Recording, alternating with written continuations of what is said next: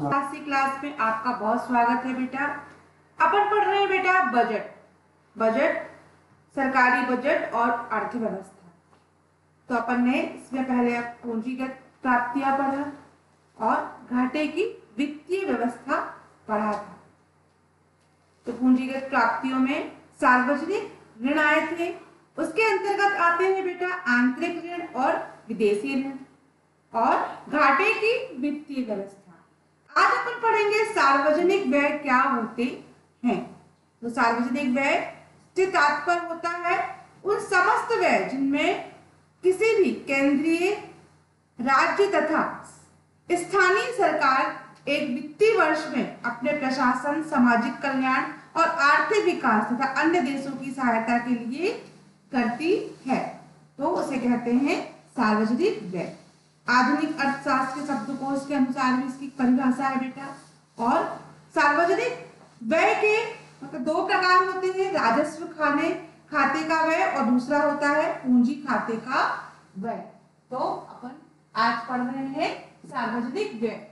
तो सार्वजनिक व्यय क्या होते हैं?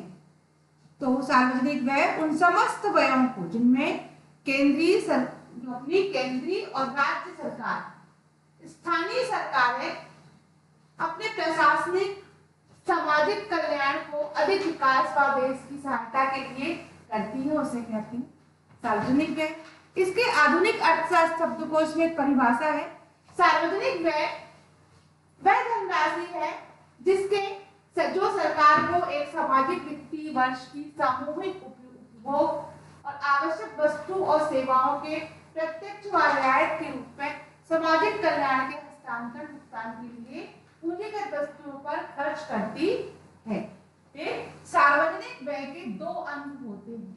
तो सार्वजनिक व्यय मुख्य रूप से इसके दो अंग हैं। पहला है राजस्व खाते का व्यय। राजस्व खाते का व्यय वह है जो सामूहिक उपभोग की वस्तुओं और सेवाओं का किया जाता है। यह व्यय सरकार को राजस्व खाते अर्थात करों या गैर करों द्वारा प्राप्त आय से किया जाता है। इन व्ययों की प्रकृति कैसी होती है? आवृत्ति वाली होती है प्रतिवर्ष, और ये प्रतिवर्ष किए जाने की होती है। यह अल्पकालीन भी होते हैं। इनके फलस्वरूप इसमें भौतिक और वित्तीय परिसंपत्तियों का भी निर्माण होता है। उदाहरण के लिए प्रतिरक्षा, सामाजिक सेवाएं, सामाजिक सेवाओं के अंतर्गत आ गया शिक्षा, कानून व्यवस्था और चालू हस्तांतरण सब्सिडी। इतनी चीजें आपकी राजस्व के खाते व्यय में आ गई। तो राजस्व खाता व्यय है वह व्यय है जो सामूहिक उपभोग की वस्तु और सेवाओं पर किया जाता है। व्यय सरकार के राजस्व खाते अर्थात करों और गैर करों द्वारा क्या किए जाते हैं? आय से प्राप्त किए जाते हैं। और इसकी प्राकृतिक आवृत्ति कैसी होती है? प्रतिवर्ष अनुसार होती है। दूसरा वो है इसका पूंजीगत खाते व्यय। तो पूंजीगत खाते व्यय क्या होते हैं? दूसरा पूंजीगत खाते व्यय होते हैं जिनमें दीर्घकाल की योजनाओं और निर्माण पर किए जाते हैं। इसके फलस्वरूप भौतिक और वित्तीय परिसंपत्तियों का निर्माण होता है। वह सरकार की पूंजीगत अर्थात ऋणों, बचतों, अनुदानों आदि से प्राप्त आय से किए जाते हैं।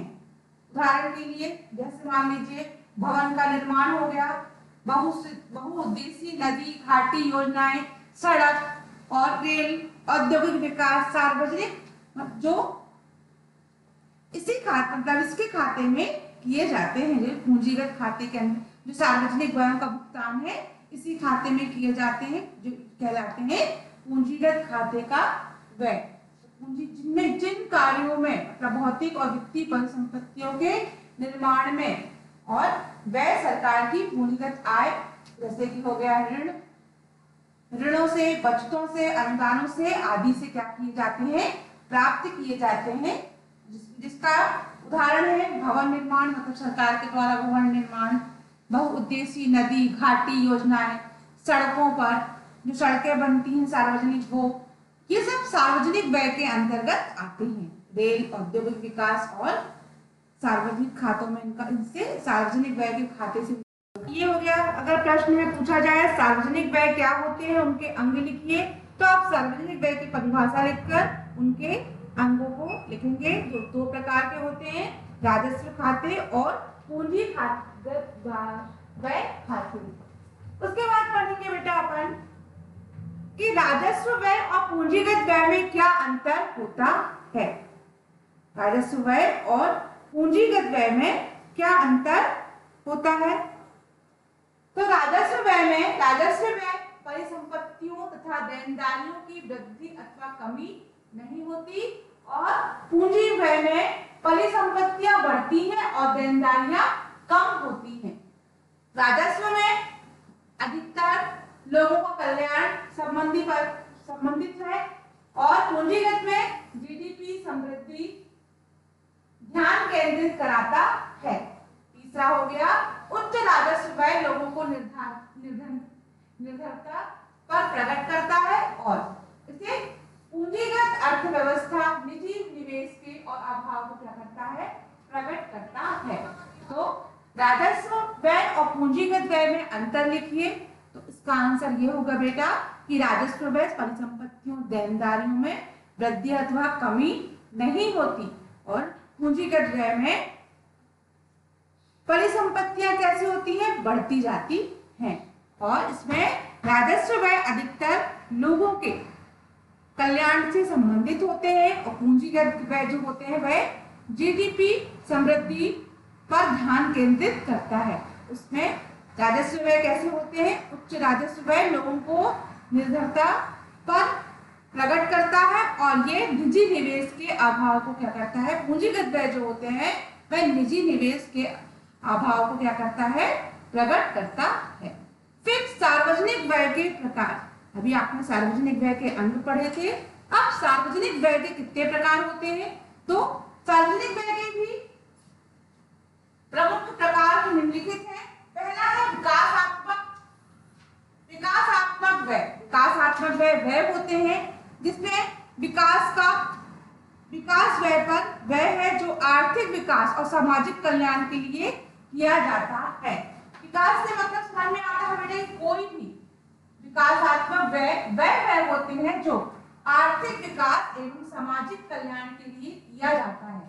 इसके अंतर्गत आती है शिक्षा, चिकित्सा, उद्योग, कृषि, सड़क परिवहन, नहरें और ग्रामीण विकास, जन कल्याण, बिजली आदि पर जो खर्च किए जाते हैं, जो खर्च करने वाली राशि होती, धनराशि होती है, उसमें शामिल किया जाता है।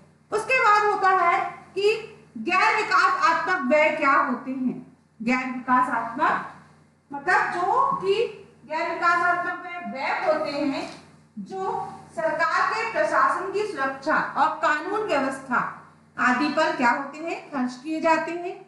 इसके अंतर्गत कर्मचारियों का वेतन होता है, सेना को जो अपन देते हैं वो, पुलिस, जेल, कानून व्यवस्था, कर वसूलना आदि, ऋण पर ब्याज और पेंशन आदि पर भी किया जाने वाला व्यय होता है।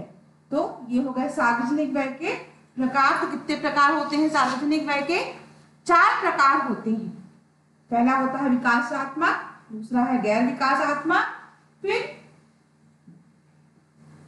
उसके बाद है योजना व्यय। योजना व्यय क्या होते हैं? योजना व्यय व्यय होते हैं व्यय में शामिल किए जाते हैं जिसके अंतर्गत आर्थिक योजनाएं क्रियान्वित की जाती हैं। सरकार योजनाओं को आयोग द्वारा किया जाता है। इस प्रकार के व्यय निवेश तथा उपभोग दोनों के व्यय शामिल होते हैं। उदाहरण के लिए आर्थिक सेवाओं में जैसे कृषि हो गया, आर्थिक सेवाओं में कृषि, बिजली, परिवहन, संचार, सामाजिक शिक्षा, स्वास्थ्य कल्याण, सूचना प्रसारण, पेयजल सेवाएं जैसे शिक्षा, स्वास्थ्य, सफाई आदि पर इसका क्या किया जाता है, व्यय किया जाता है। ये क्या कहलाती है? योजना व्यय। योजना व्यय जिनके क्रियान्वयन के लिए मतलब जो योजनाएं बनती है वो कौन बनाता है? सरकार बनाता है। इन योजनाओं पर कौन कार्य करता है? सरकार। निवेश एवं उपभोग दोनों प्रकार के व्यय में क्या होती है? शामिल होते हैं। उदाहरण की आर्थिक सेवाएं जैसे कृषि हो गया, बिजली हो गया, परिवार कल्याण हो गया, शिक्षा हो गया, स्वास्थ्य हो गया। गैर योजनाएं व्यय, गैर योजना व्यय में वे सभी व्यय आते हैं जो वर्तमान में योजनाओं से संबंधित नहीं है। गैर योजनाएं, जो गैर से मतलब जो गैर योजनाएं वह आते हैं जो वर्तमान में योजनाओं से संबंधित नहीं है। इसके अंतर्गत ब्याज का भुगतान, रियायतें, सुरक्षा कर एकत्रित करने का खर्च, पुलिस, पेंशन, आर्थिक सेवाएं आदि किए गए खर्च शामिल होते हैं। तो ये गैर योजनाओं के अंतर्गत आते हैं। इन योजनाओं में सभी व्यय हैं जो वर्तमान योजना से संबंधित होते हैं।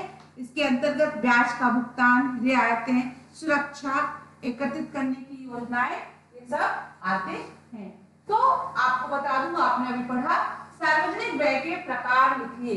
अगर प्रश्न में आता है कि सार्वजनिक व्यय के प्रकार लिखिए, तो सार्वजनिक व्यय के 4 प्रकार होते हैं। पहला होता है विकासात्मक व्यय, दूसरा होता है गैर विकासात्मक व्यय, और तीसरा होता है योजना, और चौथा है गैर योजना व्यय। तो इस प्रकार योजना सार्वजनिक व्यय के 4 प्रकार होते हैं। तो आपको अगर क्वेश्चन में पूछा जाए तो सार्वजनिक व्यय के प्रकार लिख के वर्णन कीजिए, ये 4 नंबर का एक प्रश्न बनेगा बेटा। तो आपको इसका प्रकार लिख के उसका वर्णन करना पड़ेगा। और अगर पूछा जाए सार्वजनिक व्यय के प्रकार लिखिए, तो केवल प्रकार लिख दीजिए, है ना। अब इसके आगे पढ़ेंगे बेटा अपन बजट संबंधी अवधारणाएं क्या होती है। तो बजट संबंधी अवधारणाएं वे होती हैं जिसमें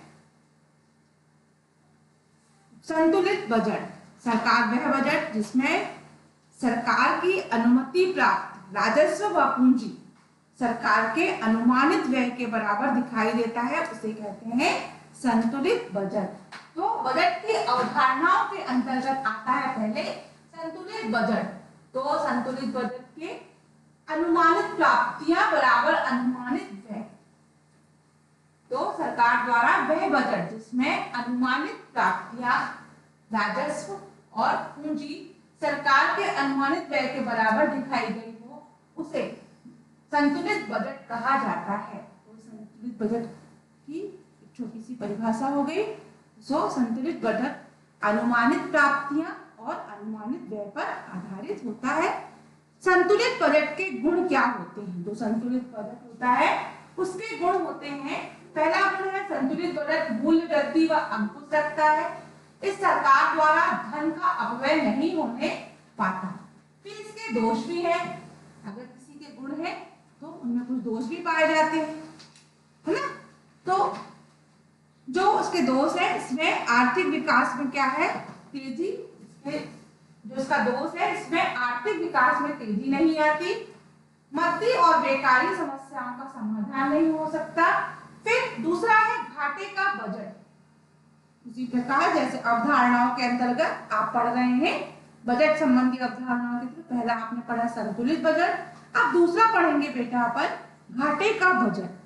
वह बजट जिसमें सरकारी व्यय सरकारी प्राप्तियों से दिखाया जाता है, उसे घाटे का बजट कहते हैं। जब बजट में सरकारी व्यय और सरकारी प्राप्तियों से अधिक दिखाया जाता है, तो उस बजट को घाटे का बजट कहते हैं। घाटे के बजट की अनुमानित प्राप्तियां अनुमानित सरकारी व्यय, घाटे के जैसे बेटा आपने संतुलित बजट के गुण है, वैसे ही घाटे के बजट भी गुण दोष है। तो घाटे के बजट में भी गुण है, वह उस स्थिति में अत्यंत लाभकारी सिद्ध होता है जिस अर्थव्यवस्था में समग्र तक उस स्थिति में जो अत्यंत लाभकारी होता है जिसमें अर्थव्यवस्था में समग्र मांग का स्तर निम्न होता है। इसका दूसरा गुण है कि इस अर्थव्यवस्था का मौद्रीकरण किया जा सकता है। इसी प्रकार घाटे के बजट के दोष होते हैं, यह मुद्रा की आपूर्ति में वृद्धि कर लाता है, जिससे मुद्रास्फीति की स्थिति में अनुचित माना जाता है, और यह सरकार की अनावश्यक और फिजूल खर्ची को क्या करता है, बढ़ाता है। जो घाटे का बजट है वह उस उसके गुण दोष है कि वह सरकार की अनावश्यक और फिजूल खर्ची को क्या करता है, बढ़ाता है। तो ये हो गई बेटा बजट की अवधारणाएं। बजट संबंधी अवधारणाओं में दो हो गए। अब तीसरा बजट संबंधी अवधारणा में होता है अधिक बजट व बजट, मतलब अधिक पूर्ण बजट या बचत का बजट। तो जब बजट में सरकार की प्राप्तियां, जो सरकार की प्राप्तियां होती है, सरकार के खर्चे को अधिक दिखाई जाती है, उस बजट को क्या कहते हैं, बचत का बजट कहते हैं। इसमें अधिक पूर्ण बजट, अनुमानित सरकार प्राप्ति और अनुमानित सरकारी व्यय। तो अधिक बजट के भी गुण होते हैं। यह स्फीति अंतराल को कम करने में सहायक होते हैं। जो स्फीति मुद्रास्फीति का अंतराल होता है उसको कम करने में क्या होते हैं, ये सहायक होते हैं, क्योंकि समग्र मांग में क्या करते हैं, ये कमी लाते हैं। उसके बाद है अधिक के बजट का दोष। यह मंदी के समय कैसे होते हैं, हानिकारक होता है, क्योंकि इसमें अर्थव्यवस्था में समग्र मांग का स्तर कैसा होता है, गिर जाता है। और भारत में अल्प विकसित राष्ट्र के लिए अधिक के पूर्ण बजट उपयुक्त नहीं है। तो अधिक के बजट क्या होता है, अधिक के पूर्ण बजट या बचत का बजट। तो जब बजट में सरकार की प्राप्तियां सरकार के खर्चे से अधिक दिखाई देते हैं तो उसे उस बजट को बचत का बजट कहते हैं। अधिक के पूर्ण बजट में अनुमानित सरकार प्राप्तियां, अनुमानित सरकारी व्यय। अधिक के पूर्ण बजट के गुण में यह स्फीति अंतराल को कम करने में क्या होते हैं, सहायक होते हैं, क्योंकि यह समग्र मांग में कमी लाता है। इसमें सरकार की मनमानी नहीं होती। फिर अधिक बजट का दोष, यह मंदी के समय हानिकारक होता है और इसके अंतर्गत अर्थव्यवस्था में समग्र मांग स्तर को क्या करता है, गिराता है। और भारत में अल्प विकसित राष्ट्र, मतलब भारत कैसा राष्ट्र है, अल्प विकसित राष्ट्र है, के लिए अधिक के पूर्ण बजट उपयुक्त नहीं है। तो ये हो गया आपका बजट की अवधारणाएं। उसके बाद हो गया घाटा। तो घाटा क्या होता है, घाटे के आशय होता है सरकार की समग्र प्राप्तियां। जो घाटे से आशय होता है सरकार की समग्र प्राप्तियां, तुलना में समग्र व्यय अधिक होना। भारत में प्रचलित प्रमुख घाटे निम्नलिखित होते हैं। तो पहला है राजस्व घाटा, दूसरा है राजकोषीय घाटा और तीसरा है प्राथमिक घाटा। तो राजस्व घाटा और राजकोषीय घाटा और प्राथमिक घाटा, तीन प्रकार के घाटे होते हैं। तो राजस्व घाटे के अंतर्गत आता है, राजस्व घाटे का आशय होता है सरकार की अनुमानित राजस्व प्राप्ति व्यय के अंतर होता है। किसी वित्तीय वर्ष के लिए सरकार राजस्व प्राप्ति और खर्चे का अनुमान करती है, लेकिन जब इसका व्यय अनुमान के बढ़ जाता है तो उसे राजस्व घाटा कहा जाता है। दूसरा होता है राजकोषीय घाटा। तो जो राजस्व घाटा होता है वह किसके लिए, राजस्व घाटा बराबर राजस्व व्यय बराबर राजस्व प्राप्तियां। तो राजस्व घाटा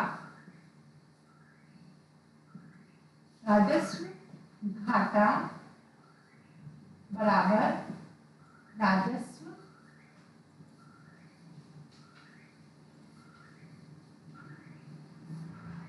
प्राप्तियां।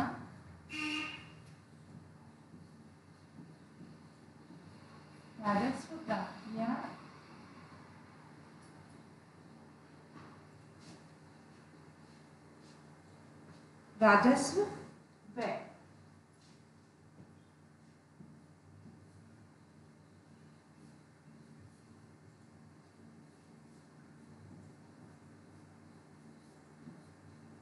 फिर है राजकोषीय घाटा। तो राजकोषीय घाटे वित्तीय घाटा कहा जाता है। मतलब जो राजकोषीय घाटा होता है वह कौन सा घाटा है, वित्तीय घाटा है। और वित्तीय घाटा यह बताता है कि किसी वित्तीय वर्ष के दौरान सरकार की कुल आमदनी जो होती है उसके कुल खर्चे और कितना वित्तीय घाटा बढ़ाने का मतलब होता है सरकार की उधारी से है और इसे नकारात्मक इस पर क्या पड़ता है, असर पड़ता है। घाटे ब्याज का बोझ बढ़ाने से सरकार में राजस्व घाटे का नकारात्मक असर पड़ता है। राजकोषीय घाटा जो होता है वह कुल व्यय माइनस उधार छोड़कर कुल प्राप्तियां। तो इस प्रकार से इसको राजस्व घाटा किसे कहते हैं, राजस्व घाटे की वित्तीय घाटे भी कहा जाता है। वित्तीय घाटा किसी वित्तीय वर्ष के दौरान सरकार की कुल आमदनी मतलब जो उधार छोड़कर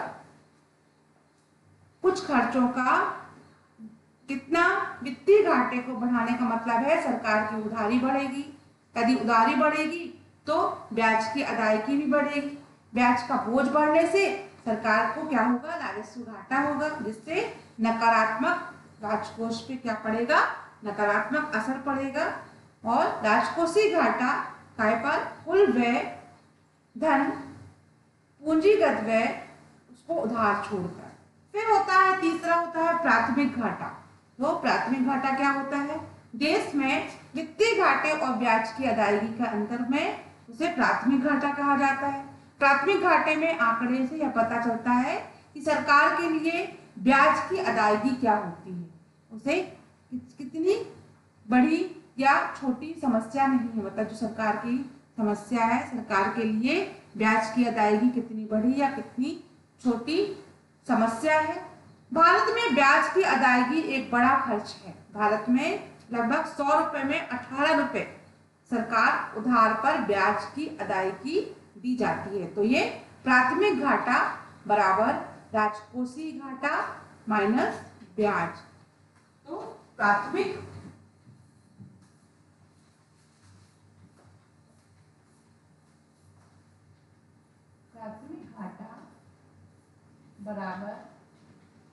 घाटा बराबर राजकोषीय घाटा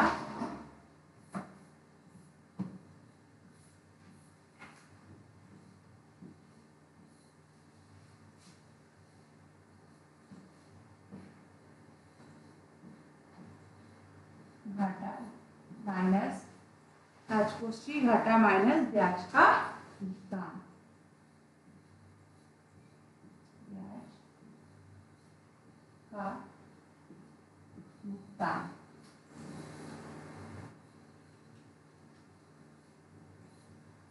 तो ये प्राथमिक घाटा क्या है उसके बारे में, जब चालू वर्ष में व्यय और चालू वर्ष में प्राप्तियां होती। इस प्रकार बच्चों आज अपन ने सार्वजनिक व्यय पढ़ा। सार्वजनिक व्यय के अंतर्गत उसके अंग पढ़े। तो उसके दो अंग होते हैं, राजस्व व्यय और दूसरा होता है पूंजीगत खाते का व्यय। फिर अपन ने पढ़े उसके अंतर राजस्व व्यय और पूंजीगत व्यय में अंतर पढ़ा अपन ने। फिर सार्वजनिक व्यय के प्रकार क्या होते हैं अपन ने वो पढ़ा। सार्वजनिक व्यय के 4 प्रकार होते हैं, विकासात्मक, गैर विकासात्मक और योजना व्यय और गैर योजना व्यय। ऐसे सार्वजनिक व्यय के 4 प्रकार हो गए। फिर अपन ने बजट संबंधी धारणाएं अवधारणाएं पढ़ी। जो धारणाएं हैं तो संतुलित बजट क्या होता है, असंतुलित बजट क्या होता है, घाटे का बजट क्या होता है, अधिक की क्या होता है, ये अपन ने पढ़ा। फिर घाटा पढ़ा। तो घाटे से आता है सरकार की समग्र प्राप्तियों पर जो व्यय होता है उसे घाटा कहते हैं। राजस्व घाटा, राजकोषीय घाटा और प्राथमिक घाटा। इस प्रकार बेटा आज अपना सरकारी बजट और अर्थव्यवस्था से संबंधित पाठ पूरा हुआ। और आपको मैंने ये बताया इसके लिए आपको छोटे छोटे प्रश्न हैं। सार्वजनिक व्यय के अंग लिखिए, सार्वजनिक व्यय के प्रकार बताइए और बजट संबंधी अवधारणाएं क्या होती हैं वर्णन कीजिए।